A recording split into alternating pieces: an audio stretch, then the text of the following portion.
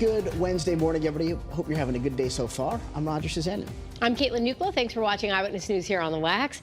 A lot to talk about, but first we want to get a check on that first alert forecast. Meteorologist Jill Gilardi here, breaking down the details. Hey, good morning, Jill. Good morning. Well, we're watching rain to our south right now. Okay. And we've been watching this for days to see what's going to happen with it. And what's happening right now, we're just seeing clouds, but that rain is lurking just to our south. But notice, if I just kind of like put my hand right about here, it doesn't go much farther north. It starts to get eaten away by that drier air. So that is key today to our drier weather. But eventually, there is going to be some rain that falls across the state. We'll get to that in just a bit. We are talking about that localized area of fog, especially in the valley locations. We're seeing some of that in Middletown right now. So just giving you the first alert, you might encounter a little bit of limited visibility, but most reporting stations are reporting, top 10 visibility. All right, temperatures are in the 50s. The exception would be Meriden, Waterbury, New Haven, low 60s there. Our coolest spot is about Tallinn, 52 degrees. So as we go through the forecast hour by hour, we're going to see those clouds continue to thicken up, but notice no rain icons. Temperatures this afternoon are going to be warming into the mid and upper 70s as we go town by town. Winstead up to about 76. Good. Get to 80 degrees in Windsor, about 77 in Storrs, so pretty close to normal for this time of year. The temperatures along the shoreline in our southernmost counties into the mid and upper 70s. So all in all, a pretty decent day, but eventually, as I mentioned, that rain will start to fall across our state. We're timing that out for you coming up a little later in your first alert forecast. Caitlin. All right, thanks, Jill. Good morning, everyone. 7:02 here on the Wax, heading out the door, heading to work, getting the kids ready to go to school or the bus stop here this morning. Majority of the state looking very, very normal. You can see your drive times and speeds. 91 southbound to New Haven, no problem. 84 eastbound, Waterbury to Hartford, just about a 40-minute ride. So again, pretty typical delays that are starting to build. Not doing too bad though. New Haven to the George Washington Bridge, 95 southbound, just over that 110-minute ride at this time. So we are approaching that 2-hour mark here, as we are just past 7 a.m. here. So give yourself some time if you're heading down through Fairfield County, especially if you're traveling along the Parkway. But we're crash and incident free, and if you're planning to leave the house a little bit later, just fair warning that daytime construction work does pick up between 8:30 and 9. Nice and quiet here on 91 north and southbound here through Hartford. Same here in Middletown along Route 9. Visibility much better there this morning. Waterbury in and out of the Mixmaster, 84 east and westbound, and in Meriden, 691 east and westbound, where that sun is trying to peek through, so you might need the sunglasses. I'm Caitlin Francis with your Connecticut Chevy First Alert Traffic Report, driven by your Connecticut Chevy dealers. Caitlin, thank you. Right now in New Haven, police are searching for the criminal who pulled the trigger in a drive-by shooting last night. Channel 3 Eyewitness News reporter Marcy Jones breaks down why investigators say this is not an isolated incident. Well, the Elm City is also coming off a very violent weekend. We know yesterday's incident was the 5th shooting in less than a week. Now police are turning to the public for help. Police say calls started coming in Tuesday night around 6 p.m. about a drive-by shooting on Rosette Street. Shortly after, 2 males were taken to the hospital for surgery. A 19-year-old is in stable condition and a 20-year-old is listed in critical condition. No arrests have been made yet, and the investigation is ongoing. Tuesday's double shooting marks another incident in a string of violent crimes plaguing the city. Over the weekend, there were 3 separate shootings in New Haven. Thankfully, no one died. However, no suspects have been named. There was also a shooting last Thursday where a 16-year-old was injured, and an arrest was made in connection with that incident. Police are asking anybody with information about any of these crimes to call them immediately. In New Haven, Marcy Jones, Channel 3 Eyewitness News. And now to a developing story we're tracking in Lisbon, where we know crews rushed at least one person to the hospital after a driver crashed their car into a building. That wreck happened last night on South Burnham Highway, very close to Newent Road. Police tell us, unfortunately, that serious injuries have been reported, and investigators blocked off that area for hours while they tried to figure out what led up to that crash. Well, new this morning, the trial of a teenage murder suspect set to begin today. Raul Valle was 16 years old when police say he killed 17-year-old Jimmy McGrath at a house party in Shelton back in 2022. Police say a fight broke out outside the party, and Valle stabbed 4 teenagers. Valle was charged with murder and assault. The trial set to begin at 10 o'clock this morning in Milford. And in Waterbury, 2 men right now are facing criminal charges after police say one of them rammed into a cruiser during a traffic stop.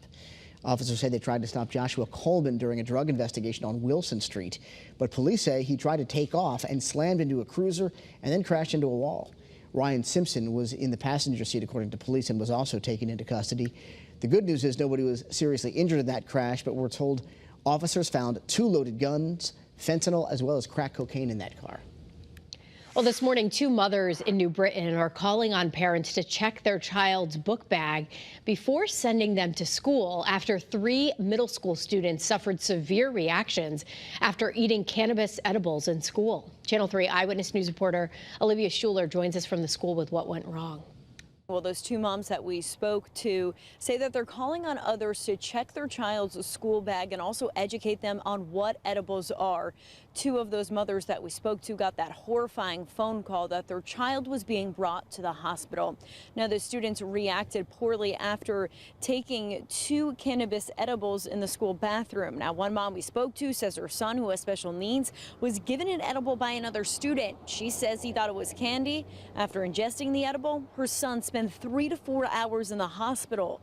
This nightmare unfolding because of what they thought were 3 candies in a bottle.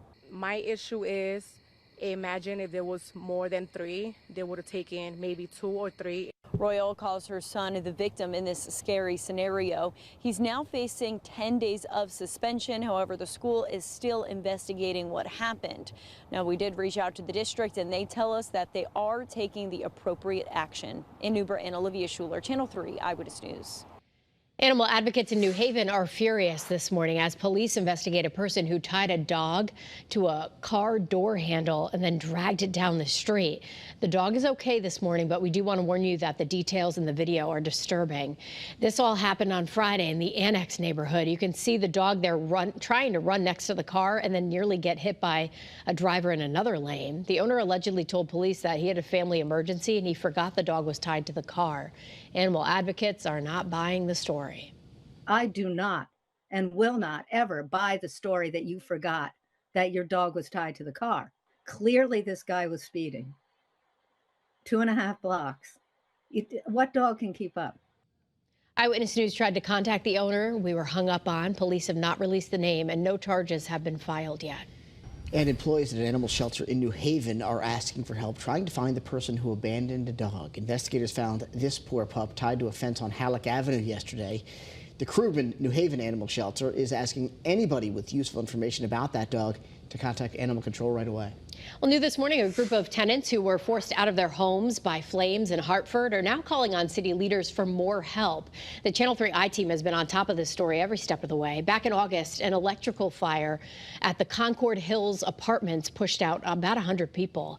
The tenants were relocated to motels by the city, but after 2 weeks, the law requires them to be placed in temporary housing with kitchen facilities. The tenants will gather outside City Hall at 10 this morning to demand action from the city.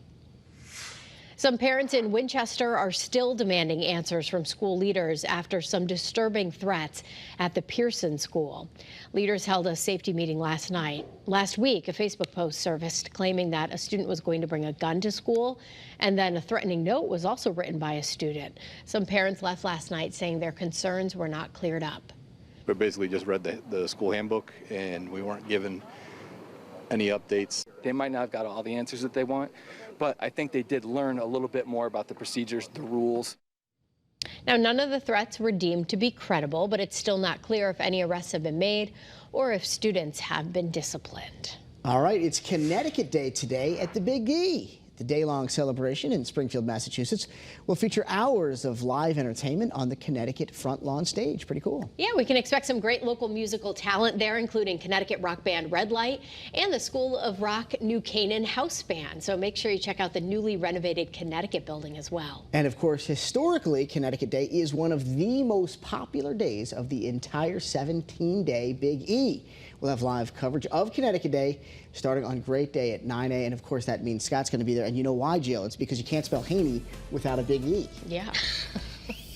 Good one, Roger. Yeah, You're that one today. I did. So he just okay, just recycling it. Okay, thought it was new material. I guess not. Tomatoes at me, but I knew your new audience. Well, here's the forecast, of course, all important for the Big E, and a cloud cover will just continue to thicken up. So some filtered sunshine this morning, but the key is it should stay dry up there and for the most part here too. So 80 degrees for the afternoon high. We're getting a little bit of sunshine breaking out in Torrington. And what else is breaking out? A little color out there.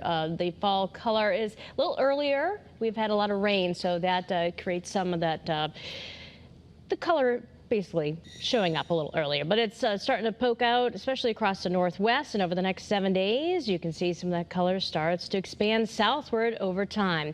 All right, if heading out to the bus stop for the kiddos this morning, they don't need to bring the umbrella or the rain jacket. It's just going to be clouding up and temperatures warming into the 70s. We're watching rain, though, to our south. More on that coming up in just a few minutes. Kate? All right, Jill, thank you. Up next.